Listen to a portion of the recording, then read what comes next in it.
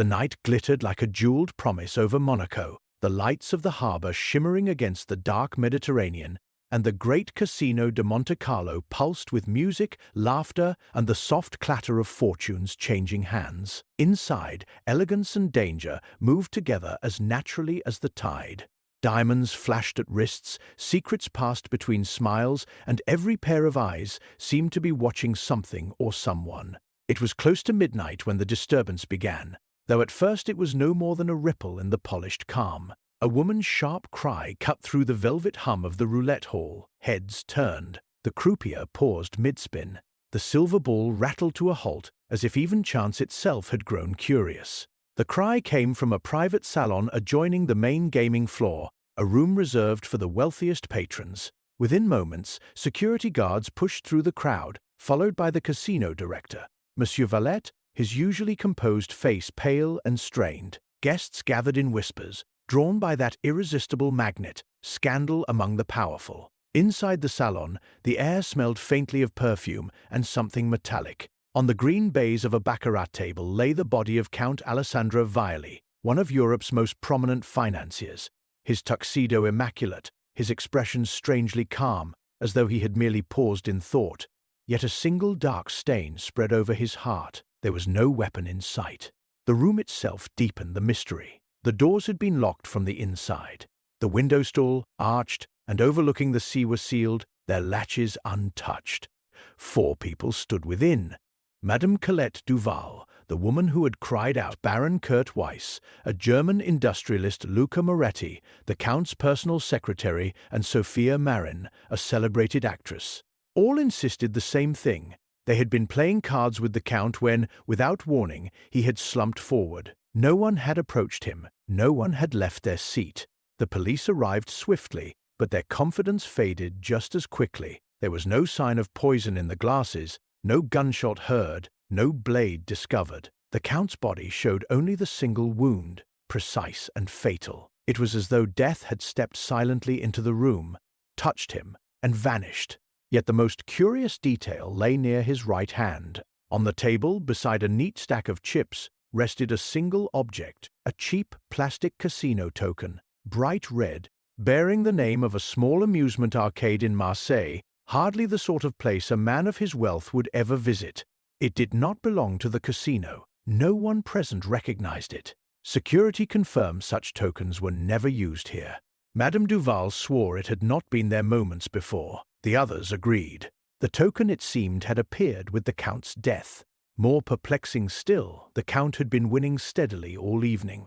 He had no enemies present, no known quarrels, no reason to fear for his life. Yet witnesses recalled that earlier in the night he had seemed uneasy, glancing often toward the entrance, as though expecting someone. The police questioned each player, but their statements aligned too perfectly. No movement, no opportunity, no motive. The locked room stood as a silent accomplice. By dawn, rumors spread across Monaco. Some whispered of secret societies, others of political revenge. The newspapers spoke of an impossible murder in the world's most glamorous casino. Investors panicked. Diplomats called. The Count's vast empire trembled. Monsieur Valette, desperate to preserve both reputation and order, made a discreet request. A certain detective, known for his peculiar methods and unmatched brilliance, was vacationing on the Riviera. If anyone could untangle this web of elegance and deception, it was he. And so, as the sun rose over the harbor and the casino lights dimmed, a small, precise man with immaculate mustaches arrived at the scene.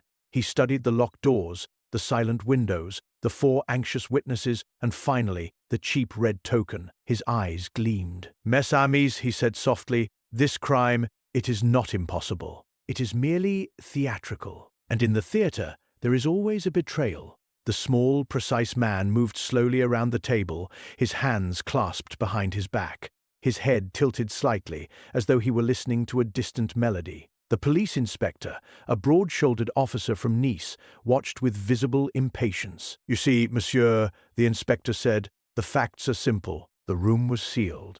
No weapon, no poison. The wound is clean, direct. It must have been one of them. We will discover which, with time." "Ah, but time," murmured Hercule Poirot, "is sometimes the enemy of truth." The little details, they fade. The memory, it becomes creative. He bent closer to the body. The Count had already been examined, yet Poirot's gaze lingered not on the wound but on the man's hands. They were elegant, manicured, but the right hand showed faint redness along the fingertips, as though he had recently grasped something rough. Poirot's eyes flicked to the token. "You say this was not here before?" he asked without looking up. All four witnesses nodded. "Yet it lies so neatly, so precisely," Poirot continued, "as though placed, not dropped." He lifted it delicately with a handkerchief. The plastic was cheap, slightly worn, but one edge was chipped, as if broken against a hard surface. Baron Weiss shifted in his chair. "What of it?" "Anyone could carry such rubbish." "Indeed," said Poirot softly. "Anyone, but not everyone." He turned to Madame Duval. "You cried out first, I believe." "Yes," she said, pressing a hand to her throat. He was speaking then. Suddenly he leaned forward. "I thought he had fainted, and before this moment the counsel behaved normally." She hesitated, mostly, though he was distracted. Poirot's eyes sharpened. Distracted by whom? She glanced toward the door. By someone he expected. He asked twice whether a certain guest had arrived. He did not say the name. Luca Moretti spoke quickly. "My employer conducted many private matters. It is nothing unusual." "Perhaps," Poirot said, "but the unusual is my profession." He walked to the windows. The sea stretched beyond, calm and endless. He examined the latches, the glass, the heavy curtains. Then, unexpectedly, he crouched and studied the carpet. The inspector frowned. "You believe someone entered or escaped?" "No," Poirot said. "I believe someone wished us to believe that." He stood and approached Sophia Marin, who had remained silent, her composure flawless. "Mademoiselle, you are an actress, yes?" She smiled faintly. "I am." "Then you understand the importance of timing, of gestures, of what is seen and what is not." Her smile did not waver, but her fingers tightened slightly on her clutch. "You noticed something?" Poirot said gently. "I noticed only that the Count was nervous," she replied. He kept touching his cuff. Poirot's gaze dropped instantly to the dead man's sleeves. The left cufflink remained in place. The right was missing. "Inspector," he said quietly, "was this recorded?" The inspector blinked. "A cufflink? Number. It could have fallen anywhere." "Exactly," Poirot murmured. He searched the table, the floor, the chairs. Nothing. "Curious," he said. "A man of such precision would not lose such a thing, and yet gone." Baron Weiss laughed harshly. "You chase trifles while a murderer stands before you." Poirot looked at him, his expression mild. "On the contrary, Monsieur le Baron, it is the trifles that betray us. The grand gestures, they deceive." He turned again to the token. "This, too, is a gesture, a message. But to whom?" No one answered. The room seemed to tighten, the air heavier, as though the truth itself pressed against the walls. Poirot moved toward the door, then stopped abruptly. His eyes fixed on a small detail the others had ignored, a faint scratch on the inner brass handle, fresh, bright against the polished surface. He smiled very slightly. "Ah," he said, "now we begin." And for the first time, a shadow of unease crossed more than one face in the room. The faint scratch on the brass handle seemed to glow in Poirot's mind long after the others had dismissed it. He turned back into the room, his gaze calm but penetrating, and drew a chair to the center of the salon. "Mesdames et messieurs," said Hercule Poirot softly, "we will talk together. It is often illuminating." The inspector folded his arms, skeptical but curious. The four witnesses exchanged glances before reluctantly taking their seats. Poirot began with Luca Moretti. "Monsieur, you served the Count for many years?" 10, Moretti replied. "He trusted me completely. And yet you did not know whom he expected tonight." Moretti hesitated. He had private affairs, political, financial. He did not confide everything. "But you noticed his anxiety." "Yes. He received a message earlier. A note. After reading it, he burned it." Poirot leaned forward. "Burned? Where?" "In the smoking lounge. I saw the ashes myself." The inspector made a note. Poirot nodded but said nothing. He turned to Baron Weiss. "You are an industrialist, I believe. You had business with the Count?" "Of course," Weiss said bluntly. "Everyone did." profitable business. Usually. Not always. Weiss's jaw tightened. We had disagreements. Nothing more. Disagreements about money. About power, Weiss snapped. Then, as if realizing too much had been said, he added, "But that is irrelevant. I did not kill him." Poirot's eyes rested on him for a moment. "No, perhaps not. Yet you were watching the door often." Weiss stiffened. "Everyone was." "Not everyone," Poirot said mildly. He turned to Madame Duval. "You and the Count old friends." She gave a fragile smile. "We met in Paris years ago, and tonight you played as usual?" "Yes." "But you sat at his right, did you not?" "Yes." "And you saw nothing? No movement? No hand near him?" She shook her head quickly. "Nothing. He simply fell." Poirot observed her carefully. Her voice was steady, but her eyes flicked once toward Sophia Marin. Poirot followed the glance. "Mademoiselle," he said, "you have been very composed." Sophia met his gaze. "I see no reason for hysteria. Yet you noticed the cuff." "Yes." The Count kept touching it, as though assuring himself it was there.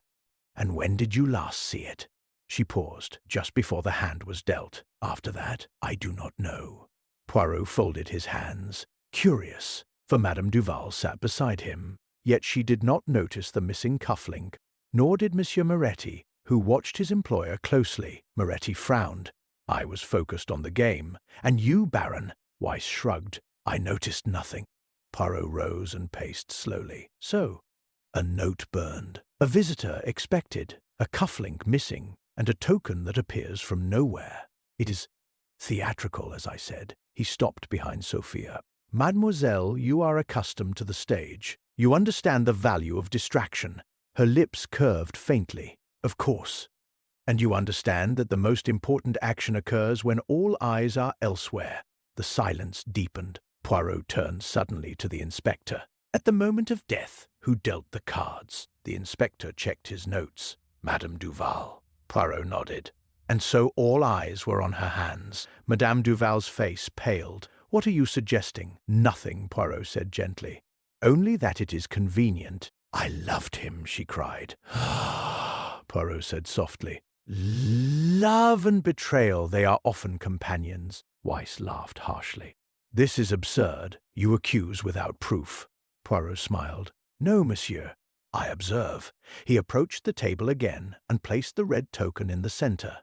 "Tell me," he said quietly, "why does this object disturb you all so much?" None answered, but Moretti's fingers trembled. Weiss' gaze hardened. Madame Duval looked away.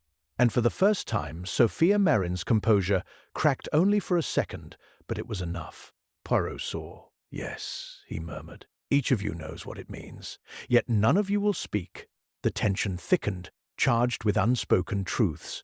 Poirot clasped his hands behind his back. "Very well. If the voices lie, then the silence will tell me more."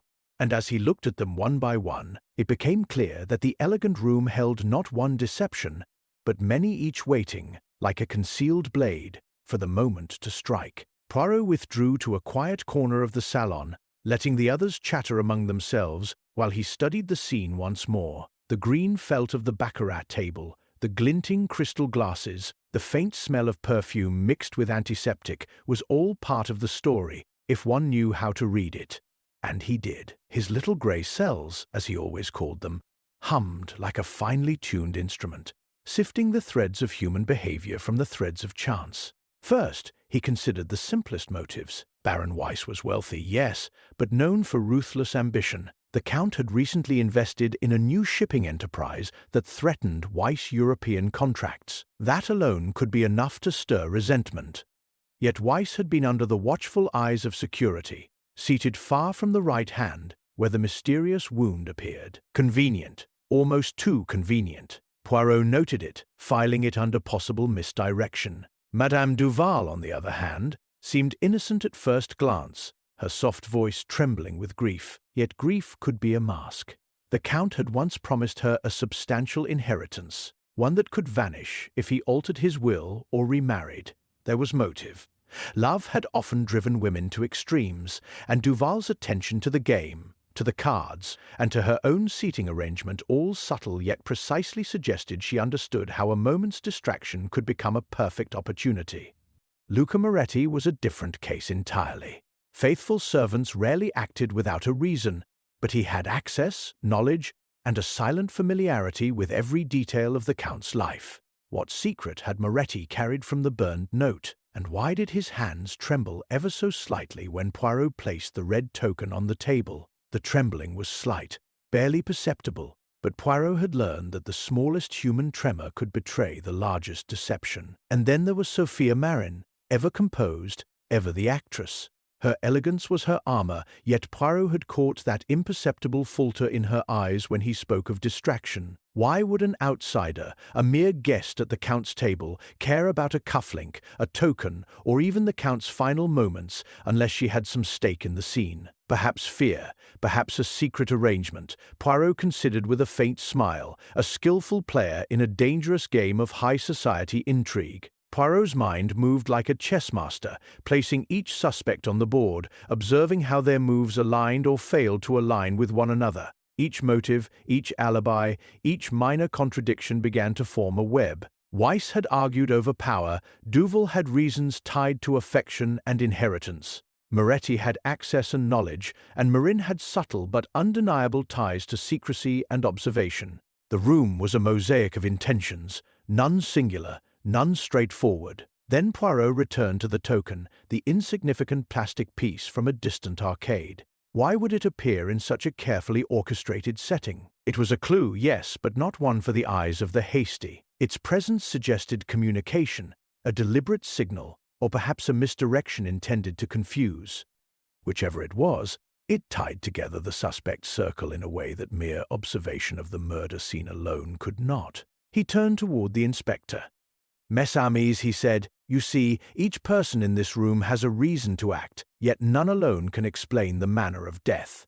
Greed, jealousy, love, fear, they intertwine like the strands of a rope. Only by following the subtler threads, the overlooked gestures, will we discover which strand is strongest, which thread pulls the rest." The inspector frowned. "So you mean to say it was a joint effort?" "Or a single clever hand." Poirot's lips curved in a thin, precise smile. "Patience, mon ami. The hand is clever, indeed. But cleverness does not reveal itself immediately. It waits as a spider waits for its prey, and my little grey cells are patient." He paused, eyes sweeping the assembled witnesses.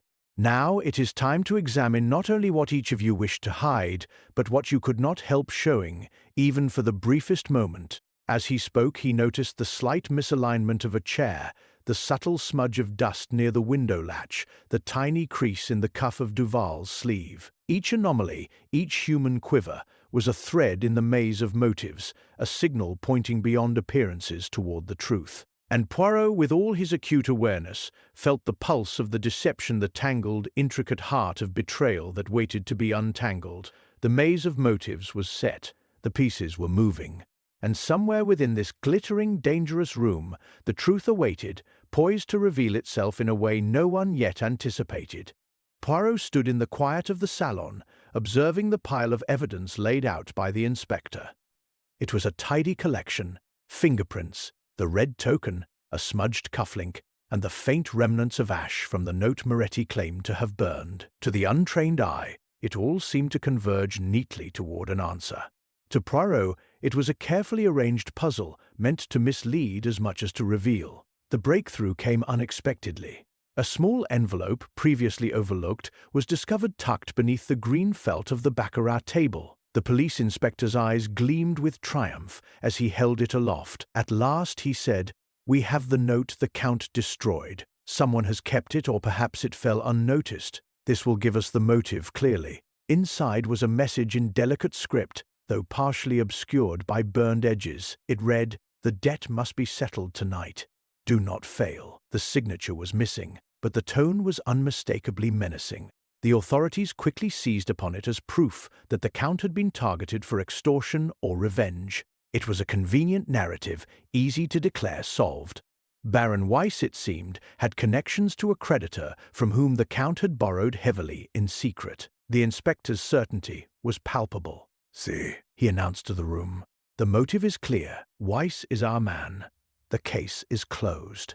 The suspects shifted uneasily. Weiss looked momentarily triumphant, perhaps amused that suspicion had fallen squarely upon him. Madame Duval's lips trembled. She clutched her hands as though to steady herself. Moretti and Sophia exchanged glances, both measured but tense. Poirot, however, did not share the inspector's elation.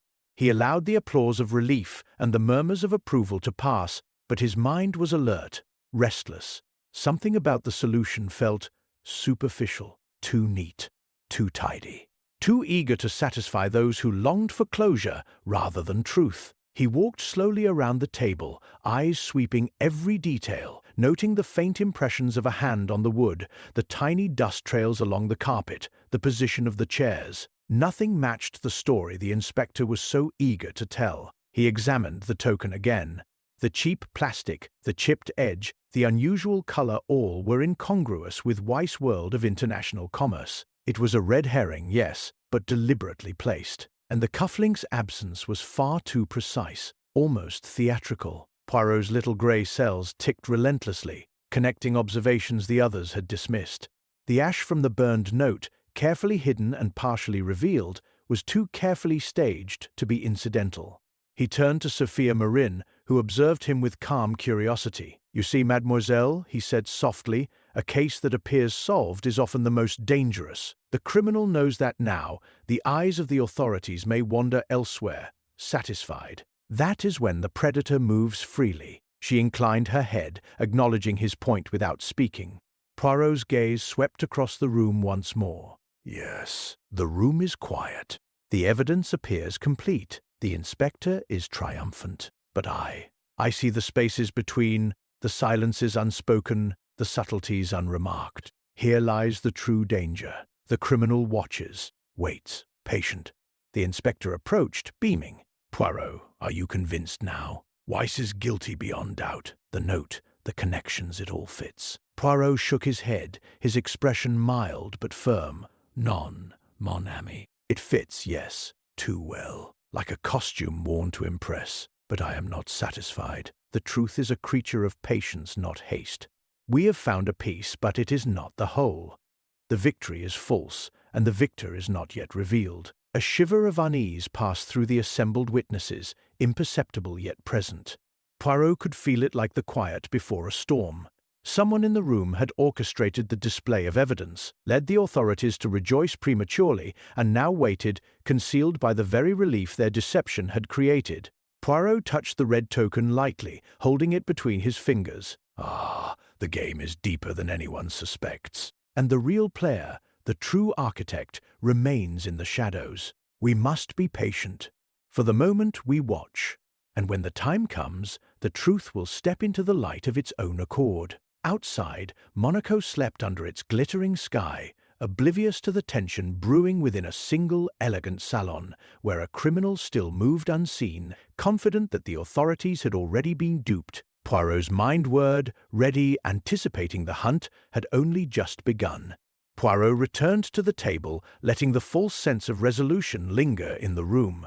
The inspector busied himself with paperwork, already dictating his report, while the suspects relaxed, though subtly, each reassured by the belief that the case had been solved. It was the perfect moment for observation, the quiet lull before the next thread revealed itself. Poirot's eyes swept the room once more, and then they landed on a photograph, slightly askew in a gilt frame on the wall. The Count at a charity gala, flanked by several dignitaries. Something about the composition struck Poirot, though the connection was not immediately clear. He leaned closer, squinting at the faces. The woman at the Count's left was unmistakably Madame Duval, and there, almost hidden in shadow, a figure he did not recognize at first, was Sophia Marin, far younger. Wearing a dress of simple design, her expression wary, almost furtive. Poirot straightened and murmured to himself, "Ah, the past always whispers." Turning abruptly to the others, he said, "Monsieur Moretti, perhaps you can illuminate. How long has Mademoiselle Marin known the Count?" Moretti's brow furrowed. "Several years, but they were not close." Poirot nodded slowly, though his mind raced. "Yet the photograph suggests otherwise. You see, this is a gala from 5 years past. Mademoiselle Marin appears attentive, and Madame Duval close to her as well. Perhaps not strangers, but companions of circumstance? Madame Duval's lips tightened. We were in Paris together, a charity for orphans. That is all. Poirot raised a delicate eyebrow. All? And yet, both present at the same events repeatedly, each connected to the Count. And here, he added, gesturing to the token, we have a curious object, cheap, out of place, and yet somehow meaningful. A signature of amusement, perhaps, but also a message understood only by those who shared a history. Baron Weiss scoffed. History. What has the past to do with a crime committed tonight? Everything, Poirot said softly. Crimes are not born in the moment alone. They are conceived in the actions, resentments, and secrets of years. A man does not simply acquire enemies overnight. He accumulates them. And a carefully orchestrated murder often reaches far back into time, drawing threads that were long thought dormant. Sophia Marin's eyes flickered for a fraction of a second. She was calm, elegant, yet that momentary lapse betrayed something. Recognition, fear, perhaps guilt. Poirot's gaze held her. Mademoiselle, have you seen Monsieur Weiss in previous company with the Count or Madame Duval? Sophia hesitated, then shook her head. I have attended some functions where both were present. That is all. Poirot stepped closer to Madame Duval. And you, madame? Any connections between Weiss and this young lady in years past? Duval's fingers trembled slightly. We did encounter him at a Paris soirée once. It was a minor thing, I hardly recall. Poirot's lips curved subtly. Memories are fickle. But sometimes the faintest recollection holds a key. He leaned back and let his gaze sweep the room. Consider the gala photograph. Observe how hands and eyes interact, how proximity suggests knowledge, and how the small gestures, those unseen by casual eyes, signal alliances, fears, and debts. The Count may have been aware, consciously or not, of these past entanglements, and the token, and the cufflink, and the carefully staged notes were intended for someone who remembers this past. He paused, letting the weight of his observations settle. We are not dealing with a crime of impulse, nor one that arises from a simple quarrel. It is the culmination of buried history, of relationships intertwined over years, of jealousies nurtured, favors repaid, and betrayals anticipated. One must trace not only who benefits tonight, but who has waited and planned for an opportunity to settle old scores. Poirot moved to the window and lightly traced a finger along the latch. The criminal's art is to hide in plain sight, to create a scene that appears coherent, even obvious, while masking the deeper pattern. And the pattern, mes amis, often comes from shadows long past, long thought forgotten, yet never truly gone. He turned back to the assembled group, his gaze steady, unyielding. Now, we begin to unearth not merely the act, but the history behind it, the threads connecting each of you, the debts of memory, the alliances of circumstance. The past is alive here, and it whispers its secrets to those who know how to listen. The room felt suddenly heavier, charged with unspoken recognition. Even the inspector shifted uneasily, sensing that beneath the glittering lights and elegant facades lay a network of hidden connections that could no longer be ignored. Poirot's mind worked quietly, linking photographs, recollections, and subtle gestures into a lattice of understanding. The shadows of the past were stirring, and within them, the true story of the Count's death waited to be revealed. Poirot remained standing in the salon, the faint sound of the Mediterranean waves drifting through the tall windows, mingling with the low murmurs of the remaining witnesses. The inspector was still convinced that Baron Weiss was the culprit, his mind satisfied with the narrative of the threatening note and financial motive. But Poirot's instincts told him the solution was far more intricate. He addressed the group with calm authority. Mes amis, sometimes the truth is not found in the objects, the letters, or even the body itself. No, the truth hides in reactions, in the subtleties of human behavior. And to see these, one must employ a certain method. He produced a small velvet pouch from his pocket and held it aloft. Inside this bag are several tokens of no particular value. To you, they are merely trinkets, but to the mind of one accustomed to precision and concealment, they may serve as instruments of revelation. Curiosity flickered across the faces of the four. Poirot allowed it, noting every twitch of the eye, every shift of weight. He reached into the pouch and withdrew a token identical to the red one found at the table. With a gentle smile, he said, "Imagine for a moment that this token fell into your hands. You recognize it, yes? You understand that its presence carries meaning. Now, I ask each of you to pick it up and tell me what thoughts it evokes. Simple, non-deceptive, truthful thoughts only, s'il vous plaît." Madame Duval hesitated, her fingers hovering above the velvet. It reminds me of games, amusements, childish distractions." Poirot nodded, noting the slight quiver in her hand. "Very well. And you, Baron Weiss?" Weiss' hand closed over the token with deliberate firmness. "It is a piece of nonsense, meaningless. I care nothing for such trivialities." Poirot's eyes lingered on him but said nothing. Next, Luca Moretti took the token, handling it carefully, almost reverently. I think of the Count," he admitted, his voice barely above a whisper, "and of instructions, of guidance he once gave, meant for me alone."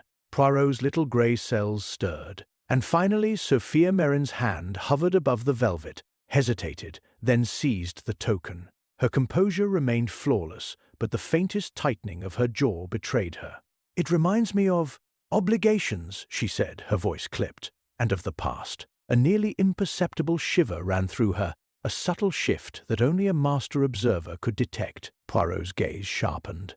He placed the token gently back into the pouch. "Ah," he murmured, more to himself than anyone else. "Here is the crack." He walked slowly to Sophia, tilting his head.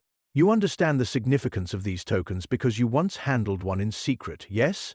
Something given, something meant to convey a message understood only by certain individuals." Sophia's eyes flickered, just for a heartbeat, before she masked it with a serene nod. "I do not understand what you mean," she said softly, but Poirot had already seen the imperfection in her composure. "Mais oui," he said, turning back to the group. "The token is not merely a toy. It is a symbol, a signal, a thread connecting the present to the past, known intimately by one who shared history with the Count and the others." He paused, allowing the weight of the moment to settle. "Observe, mes amis, how the simplest exercise test of recognition, of memory, of instinct reveals what the eyes and ears cannot. The guilty do not speak.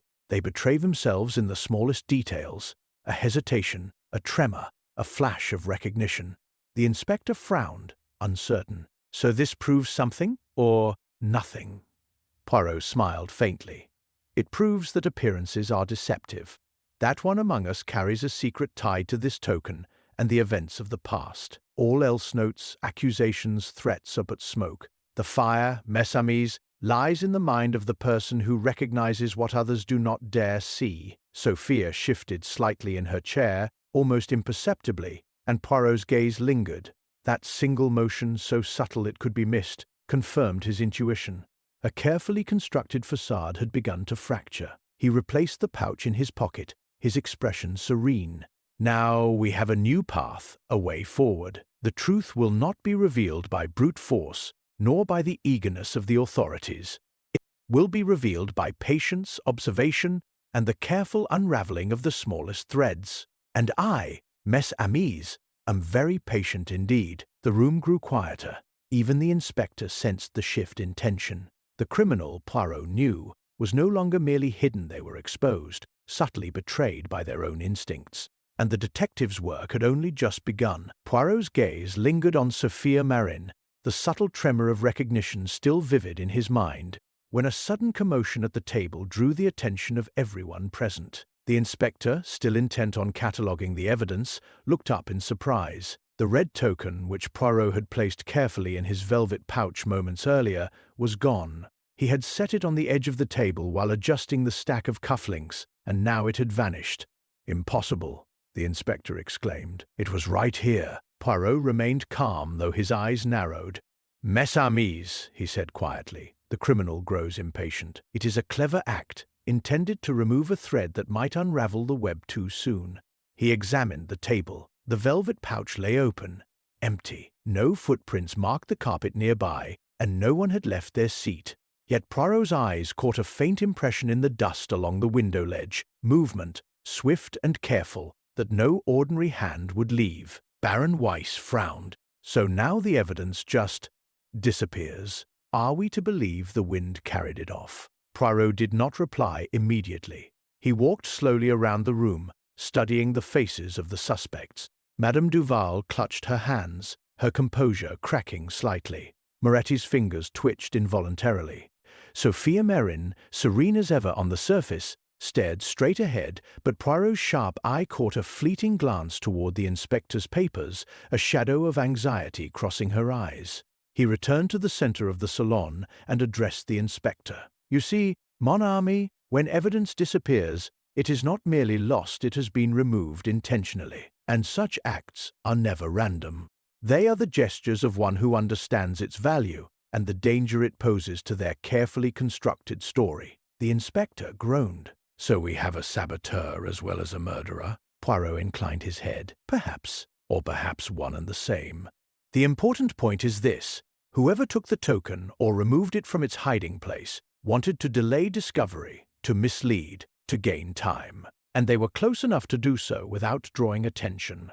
He turned to the witnesses, his gaze penetrating each one. "Consider Mess Amis, who has the composure, the audacity, and the knowledge of both the past and present events to seize the token at this precise moment. It is not merely opportunity. It is familiarity with the rhythm of the investigation, with the attention of the authorities, with the human reactions of those present." Madame Duval's breath caught slightly. Moretti's hands clenched. Weiss straightened defensively. Sophia Marin's eyes narrowed almost imperceptibly, but enough to betray her calm demeanor. Poirot's little grey cells moved like clockwork, linking gestures, reactions, and the subtle manipulations of human behavior. He knelt briefly to examine the floor near the table's edge. The carpet fibers showed a slight disturbance, faint but telling a sweep of movement toward the window. Poirot's lips curved. "The criminal wishes us to believe this token is lost, but it is not gone entirely. It has been hidden, carefully, and in the wrong moment it will return to light. And when it does, it will speak." The inspector scowled. "So we are now chasing shadows, mon ami?" Poirot said softly. "It is always shadows that reveal the truth. Light alone shows only what one wishes to see. The criminal fears exposure, and therefore acts. The theft, the removal, the manipulation, it is a confession in action, though no word is spoken. And the one who committed it is among us." A hush fell over the room. Even the inspector felt the weight of the subtle warning. Trust, already tenuous, had become fragile. Every movement, every glance, every carefully maintained composure now carried the potential to betray the person who had struck first from the shadows. Poirot rose, brushing his hands together, eyes glinting with quiet determination. "The game intensifies, mes amis. The token is gone, yes, but only temporarily. And the hand that removed it? Oh, I will know it. Patience, observation. And the little grey cells, they do not fail." The room seemed charged, taut, as though the air itself held its breath. The criminal, having acted so boldly, had left a message. The investigation would not proceed easily, and the stakes had risen. The pursuit of truth had become a delicate dance, with each participant a partner in deception, and Poirot, ever patient, ready to lead. The tension in the salon had barely begun to settle when a sharp, metallic sound cut through the Quieta window latch snapping, the subtle creak of glass in its frame. Poirot's eyes snapped to the tall windows overlooking the harbor. In an instant, he realized that someone had attempted to open them from the outside, or perhaps inside, though no one had moved from their seat. Before the inspector could react, a scream echoed from the hallway leading to the private gaming rooms. Guests and staff rushed toward the sound, and Poirot followed, his steps precise, his mind already racing. At the far end of the corridor, the assistant cashier lay sprawled across the polished floor, a small dagger embedded in his side. His eyes were wide with shock, and a trail of blood marked the path of his final moments. The inspector swore. "Another attack? In the same building? This is outrageous." Poirot knelt beside the victim, observing the body and the faint signs left by the assailant. The wound was clean, precise, delivered with deliberate skill. It matched neither a panicked robbery nor a frenzied act of rage. It was calculated. Someone wanted a message to be sent. He rose and surveyed the hallway. "Notice, mes amis, the absence of disturbance. Nothing has been overturned. Nothing has been stolen. He gestured toward the cashier. This is not theft. This is intimidation. And it is meant to suggest that the investigation is watched, that those who seek the truth may themselves be at risk. A murmur of unease swept through the crowd. Even Baron Weiss, confident just moments ago, looked unsettled. Madame Duval clutched her hands, her knuckles white. Moretti shifted uneasily, and Sophia Marin remained calm, though Poirot's keen eye caught a flicker of tension around her eyes, like a candle threatened by wind. Poirot's gaze returned to the scene. The criminal has escalated, and this escalation serves two purposes: to distract us from the first crime and to frighten us into inaction. Yet, in the very act of boldness, the perpetrator has revealed something subtle. He bent slightly to inspect the polished floor, noting a faint smear of dust near a corner of the hallway, almost invisible. Observe. The direction, the height, the subtle smudge. It is the hand of one accustomed to moving silently, to entering unnoticed, to manipulating evidence before others may observe. The inspector frowned. You mean the same person, responsible for the Count's death and now this attack? Likely, mon ami, Poirot said softly, and perhaps more than likely, the one who removed the token, the same mind that anticipated our examination, our questions, our little tests of character, is at work here, and they are clever enough to remain ahead of us. Poirot paused, eyes sweeping the gathered crowd once more. And notice this too, the victim is not the intended target. He is a warning, a pawn. The Count's death was carefully executed, precise, intimate. This, however, is a message to the living. The criminal wishes to ensure we understand that no one here is immune, that vigilance is required, that mistakes may be fatal. Sophia Marin's fingers tightened around the strap of her purse. Madame Duval's breathing quickened. Even Weiss' confidence wavered, subtle cracks appearing in the armor of arrogance. Poirot's sharp mind catalogued each reaction, each twitch, each hesitation. He straightened and turned to the inspector. Mon ami, the game has changed. We no longer investigate solely to uncover a past act. We must act to prevent the next. The criminal is still several steps ahead, and patience alone will not suffice. Observation, intuition, and the relentless application of logic must guide us. The inspector nodded grimly, suddenly aware that this was no longer a straightforward case. The glittering halls of the Monte Carlo casino, so full of elegance and light, now seemed shadowed by danger. Poirot's eyes, however, gleamed with quiet certainty. The threads of deception were tangled, yes, but every knot, every twist, every subtle gesture would reveal the truth if only one watched closely enough. And Poirot, as always, was watching. Poirot returned to the main salon after the attack on the cashier, his expression calm but his mind racing. The room, once charged with anticipation, now felt taut with fear. Guests whispered in low tones, security tightened, and the inspector barked orders to keep the area secure. Yet Poirot's attention was elsewhere. The chaos, the false victory, the missing token, the attack, they were all threads, and he could see the beginnings of a pattern emerging. He walked slowly around the baccarat table, his eyes taking in every detail. The slightly askew chair where Madame Duval had been seated, the empty velvet pouch that once held the red token, the faint smudge of dust along the window ledge, the cufflink conspicuously absent from the Count's right hand. Each detail, small and seemingly isolated, now began to align like pieces of a puzzle. Poirot's gaze flicked towards Sophia Marin. She had been composed through every development, yet her reaction to the token test, the fleeting tension in her eyes, the subtle tightening of her jaw had revealed more than anyone else's actions. And then there was the photograph from the past gala, the silent connections between the Count, Duval, and Marin, which until now had seemed incidental. Now it struck him. All these minor, overlooked signals were part of a choreography, orchestrated to mislead the authorities while concealing the true motive. He spoke softly, almost to himself, though loud enough for those nearest to hear. The hand that moves so deliberately leaves traces not in the grand gestures, but in the smallest of actions. A chair misplaced, a token left where it can be found, a glance, a hesitation. These are not accidents. They are the signature of the mind behind the events. Poirot moved to the window ledge and crouched, inspecting the faint smear of dust again. He traced it gently with a finger. "See here," he murmured. a movement from left to right, subtle enough that only a trained eye would notice. This matches the slight shift in the table when the token disappeared, and the same hand, perhaps the same person, was near the cashier before the second attack. He straightened and gestured toward the group. And notice another detail, the cufflink. So small, yet its absence speaks volumes. The Count's right cuff was checked repeatedly, yet no one noticed, except one person who understood exactly where it should be and how its removal would be interpreted. The pattern, Mess Amis, has been in plain sight all along. Madame Duval and Weiss exchanged uneasy glances. Moretti's fingers flexed in subtle agitation. Sophia Marin's posture, flawless as it remained, betrayed the faintest stiffness around the shoulders, a mechanical precision masking alarm. Poirot's eyes, bright with comprehension, swept over the room. "From the beginning, this has not been a crime of opportunity," he continued. "It has been a crime of orchestration.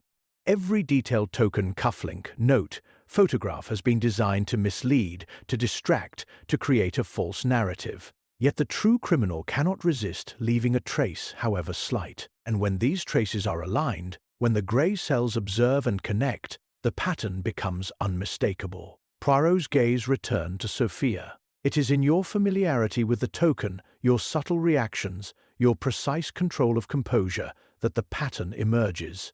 You understand the past, the connections, the silent messages, and it is through these very understandings that the true sequence of events can be reconstructed." The inspector frowned, clearly confused but intrigued. "So you're saying it's been here all along?" "Hidden in small things." Poirot inclined his head, the hint of a smile playing on his lips. "Exactly, mon ami. The criminal relies upon our distraction by the dramatic, the loud, the obvious. But truth lies in the ordinary, in what is overlooked, in the details so minute that only patience and observation reveal their meaning. The pattern was never absent. It was merely hidden in plain sight. For the first time since the investigation began, the tension in the room shifted. The fear, the uncertainty, the false assumptions they began to clarify. Poirot's calm, deliberate manner suggested certainty. And in that certainty, the criminal, whoever they were, would feel the first stirrings of unease. The web of deception had been complicated, but now, step by step, thread by thread, the design was revealing itself. The truth was coming into view. Poirot stood quietly for a moment, allowing the realization of the emerging pattern to settle over the room. The gathered witnesses shifted uneasily, sensing that the calm demeanor of the detective carried the weight of revelation. He had traced the threads, aligned the subtle cues, and observed every micro-expression, every twitch, every half-conscious gesture. Now he was ready to uncover the motive, the hidden engine that had driven these crimes. He walked slowly towards Sophia Marin, his gaze steady, unflinching. "Mademoiselle," he began softly, "we have considered greed, revenge, jealousy, all the usual drivers of human mischief. Yet, as you see, none alone explain the careful orchestration, the precision of the attacks, or the removal of evidence. The motive is not simple. It is personal." Sophia's composure remained outwardly perfect, but Poirot caught the briefest flicker of tension around her eyes, the almost imperceptible tightening of her lips. She shifted slightly, though subtly, as if aware that the walls of pretense were beginning to crumble. "The Count, Mess Amis," Poirot continued, speaking now to the entire room, "was not merely a wealthy man. He was a man of influence, yes, but also of conscience, and he had, in the past, made decisions that affected people deeply. Some with gratitude, yes, but others with lasting resentment." He turned again to Sophia. "Mademoiselle Marin, you have concealed something for years, something not related to money, not to social advancement, not even to petty vengeance. No, the motive is far more intimate, far more insidious. You feared exposure of a secret from the past, a secret that could destroy your carefully constructed life, your reputation, your very identity." Sophia's hand twitched, almost imperceptibly. I do not know what you mean," she said, her voice even, though a subtle quiver betrayed her. Poirot's eyes glimmered with understanding.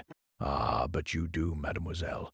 The token, the small red piece, so seemingly meaningless, was a reminder of an event long ago. A betrayal, yes, but not financial. A betrayal of trust.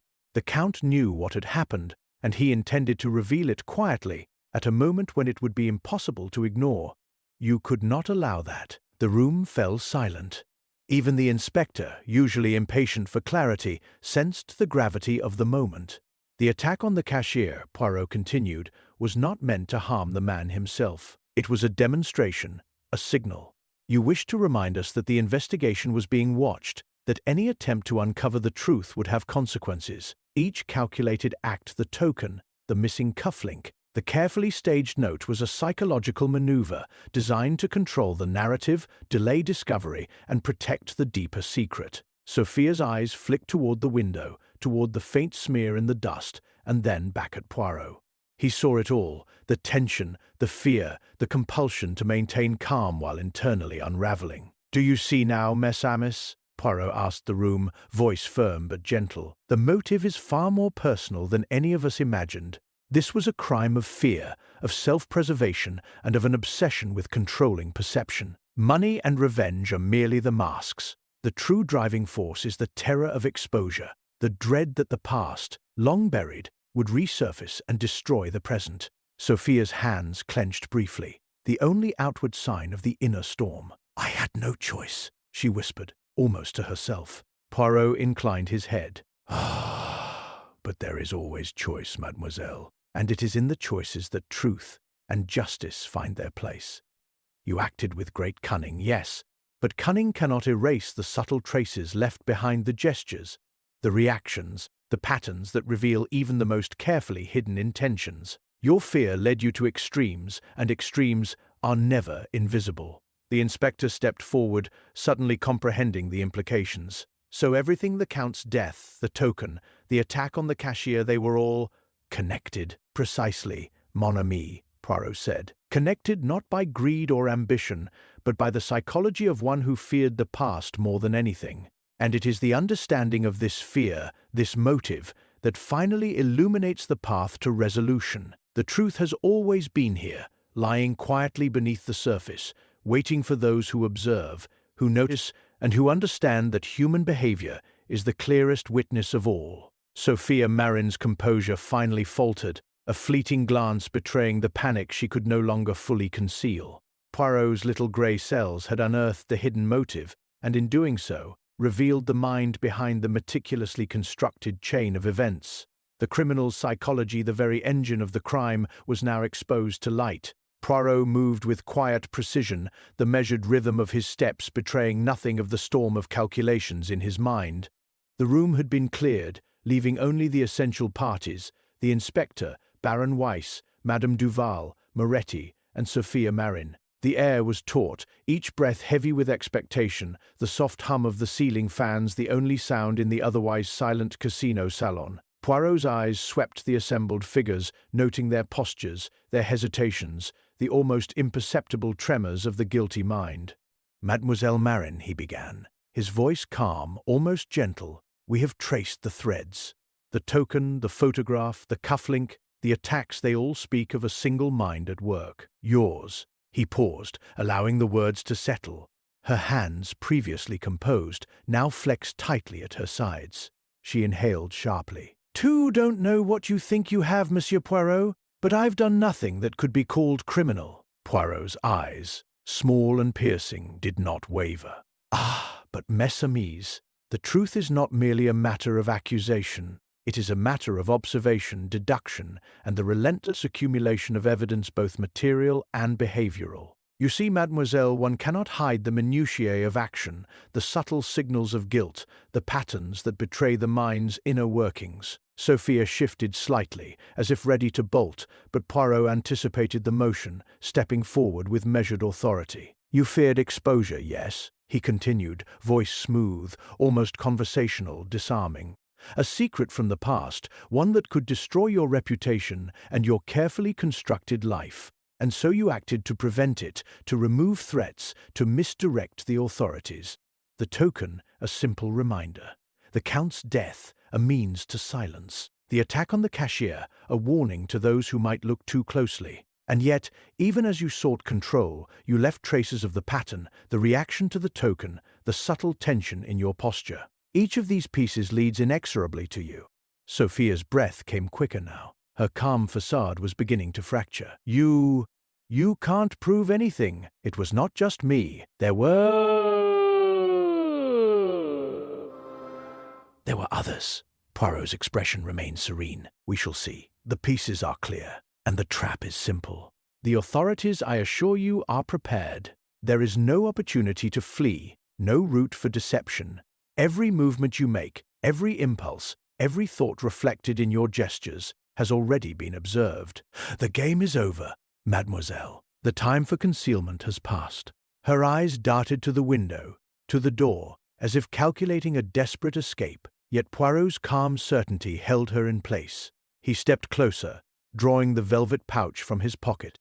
Inside was the red token, returned to its rightful place. He laid it carefully on the table. This token, mademoiselle, has observed more than you believed. Its journey, its disappearance, and its return demonstrate the orchestration, yes, but also the vulnerability. You cannot resist the weight of your own story. You will confess, or your guilt will be made unmistakable to all. For a tense moment, she seemed frozen between despair and defiance. Her eyes flickered from Poirot to the inspector and back. Then, with a sudden exhalation, the carefully maintained composure broke. Her shoulders slumped, her hands relaxed. "Yes, it was me," she whispered, voice shaking. Everything I did to protect myself. I could not let him expose me.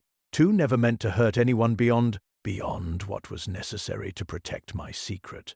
Poirot inclined his head, gently but firmly. "Oui, mademoiselle, it is done. Your fear has led to extremes, but now the truth stands in the light.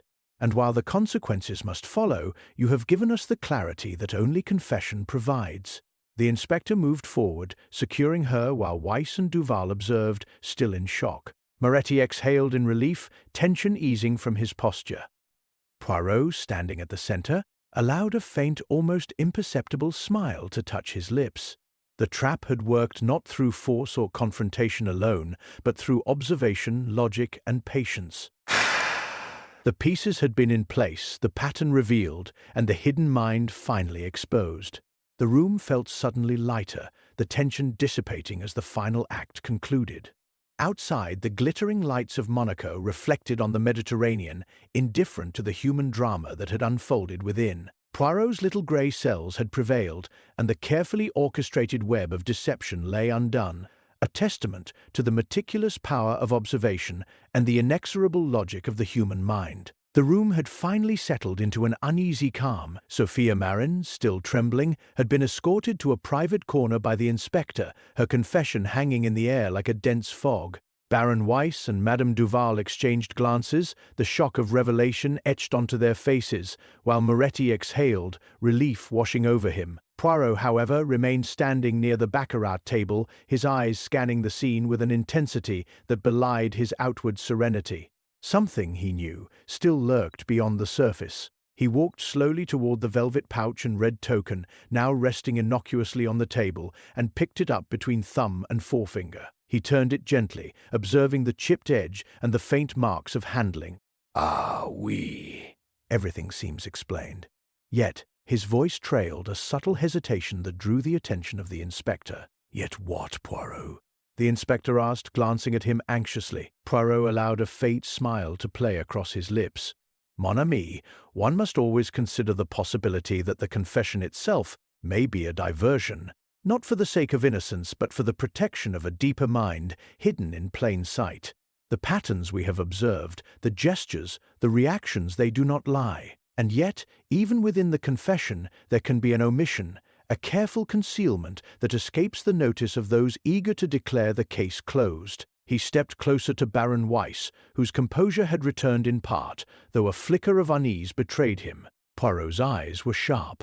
"Monsieur Weiss, you have been observed closely, yes? Your reaction to the attacks, to the missing token, to the subtle tests, all of these gestures were meant to mislead, were they not?"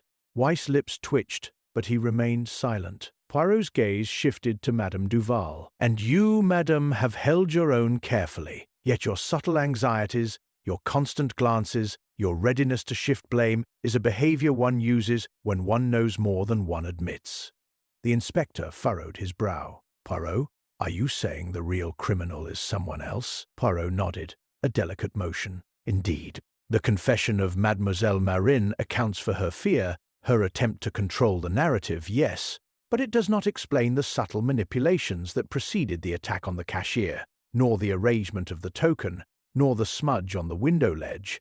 These required knowledge beyond her access an orchestrator, a mastermind, someone who could predict reactions and exploit weaknesses. All eyes shifted toward the door, as if expecting a shadow to step forward. Poirot's gaze remained fixed, analytical, unblinking. The true mind behind this has been observing us all along.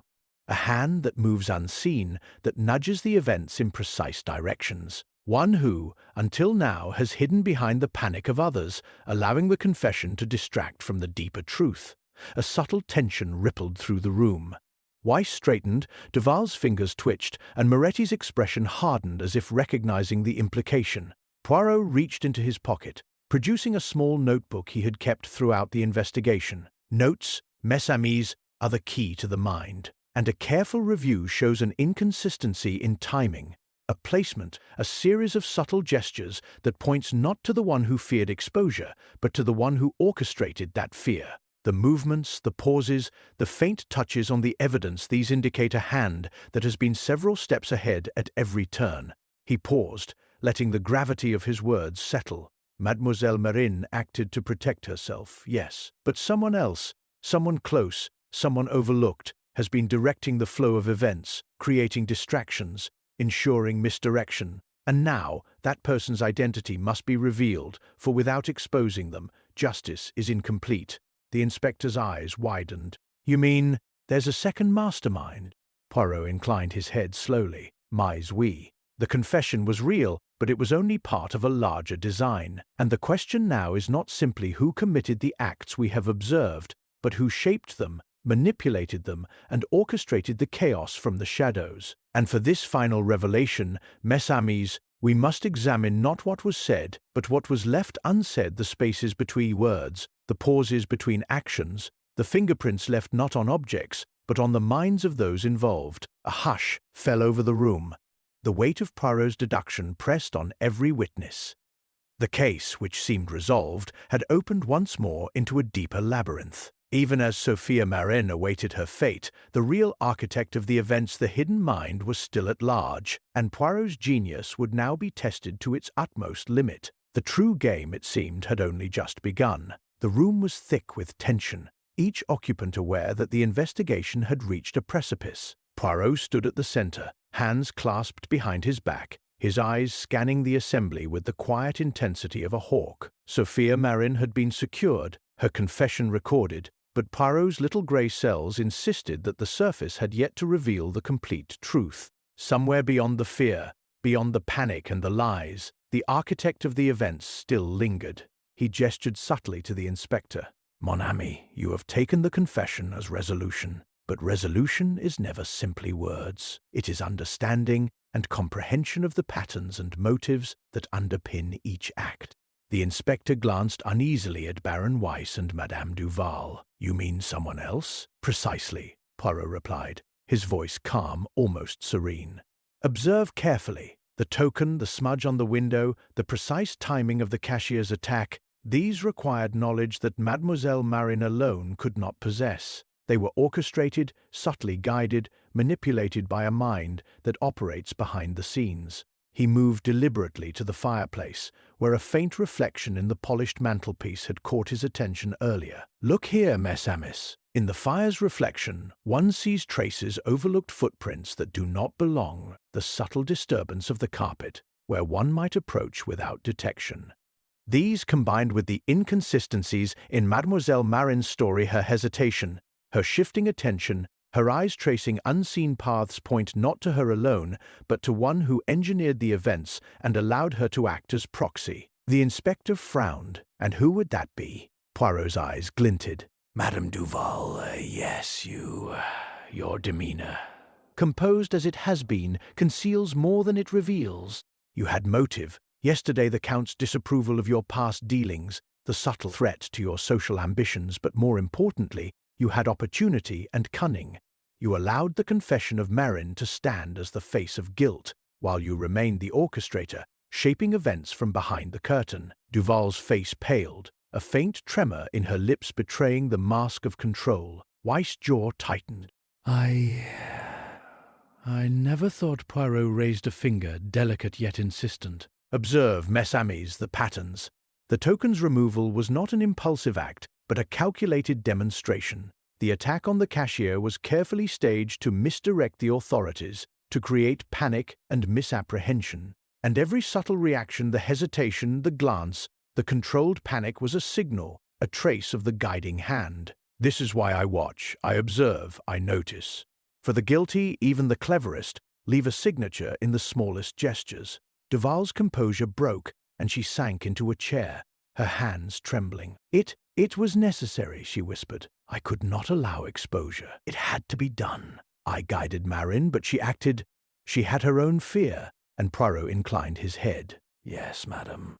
You guided, you orchestrated, you shaped the events to conceal yourself. But now your design is revealed, and justice is poised to follow. The law may take its course, but it is the understanding of the hidden question, the small, seemingly trivial details, that has allowed the truth to surface. The inspector moved to place Duval under arrest, while Weiss and Moretti exhaled in relief. Sophia Marin, though guilty in her own right, seemed almost relieved at the clarity. Poirot returned to the center of the room, lifting the velvet pouch and red token for all to see. Notice, mes amis, how the ordinary hides the extraordinary. The token, small and insignificant, guided us to the understanding of both action and motive. The smallest signs, the gestures, the placement, the hesitation reveal far more than the loudest confession. He paused, letting the lesson settle. Justice has been served, yes, yet it is also true that the mind of the guilty, clever and deliberate, may yet escape detection in some ways. It is the patience, the observation, and the unerring logic of the detective that ensures the guilty cannot hide forever. And in that truth, mes amis, the game is complete, not merely the punishment, but the understanding. The Mediterranean night glittered beyond the windows, indifferent to human affairs. Yet inside the casino, with the tension now released and the threads untangled, Poirot allowed himself a faint, satisfied smile. Justice had been achieved, the patterns revealed, and the hidden mind exposed. But the faintest shadow remained the reminder that human cunning is never entirely extinguished, and the game, in some form, always continues. The night air of Monaco was cool against Poirot's face as he stepped out onto the terrace, leaving behind the chaos, the confessions, and the subtle triumphs of the evening. The lights of the casino sparkled below like a constellation fallen to earth, yet his mind was not at rest. Justice had been served, yes, but the mind of the guilty, clever and deliberate, always left faint echoes, small traces that even the most complete resolution could not fully erase. He paused at the railing, gazing out over the harbor where yachts bobbed gently in the moonlight. The events of the evening played in his mind like a carefully edited film. The missing token, the second attack, the confession of Sophia Marin, and the ultimate unmasking of Madame Duval as the true orchestrator. Every gesture, every hesitation, every subtle reaction had been a clue, yet there was a faint residue, a detail that had whispered its presence and now seemed to demand attention. Poirot's eyes drifted back toward the casino terrace, toward the table where the token had been placed. Something about the way the velvet pouch had been handled earlier, the tiny scuff on its edge, and the smudge on the window subtle, almost imperceptible, still tugged at his mind. A puzzle piece that had fit logically, yes, but whose origin seemed just a fraction off. He smiled faintly to himself. The little grey cells never truly rest. The inspector approached, his expression one of relief mingled with lingering unease. Well, Poirot, I suppose it's over. The case is closed, finally. Poirot turned, eyes calm but penetrating. Ah, mon ami. One must always be cautious in declaring a case closed. The surface has been smoothed, the culprits apprehended, the motive revealed. Yet in the quiet corners of observation, subtle signs remain. A glance, a whisper, a faint trace on an object, these are the shadows of truths yet unspoken. The inspector frowned. You mean there's more? Even now? Poirot inclined his head ever so slightly. Perhaps not more in action, but more in consequence. One must remember that human behavior is rarely entirely transparent, and the mind that conceals will always leave behind hints, whispers of what lies beneath. There is satisfaction in the resolution, certainly, but also curiosity, the understanding that the game, in some form, never truly ends. He turned back to the harbor, the Mediterranean reflecting the faint glow of moon and casino lights. Somewhere in the glittering night, human ambition, deception, and fear continued their eternal dance, waiting for the next observer to notice, the next mind to untangle the threads. Poirot's smile widened slightly, not of triumph, but of quiet anticipation. A soft breeze carried a scrap of paper that had fluttered unnoticed from the casino table earlier. Poirot bent to retrieve it, smoothing it out with careful fingers. A message, brief and cryptic, a date, a symbol, a name. It was almost insignificant, yet it suggested another narrative, another shadow waiting to emerge from the corners of human intrigue. His little grey cells, always alert, already began to tease out possibilities. The inspector, sensing Poirot's lingering preoccupation, said softly, "You're already thinking about the next one, aren't you?" Poirot nodded, his gaze still fixed on the paper and the harbor beyond. "Always, mon ami. One mystery solved illuminates many others, and the threads of human behavior are endless. Justice may be served tonight, but the mind of the detective must remain vigilant, for the world is full of subtleties, and subtleties are where the truth hides." As he folded the paper carefully into his coat pocket and stepped away from the terrace, the lights of Monaco twinkled like a city holding its secrets close. The night was still, but Poirot knew that somewhere another puzzle awaited, a faint shadow, a hidden gesture, a secret yet to be revealed. The mystery, as always, would never truly end. And for the detective, that was the most compelling truth of all.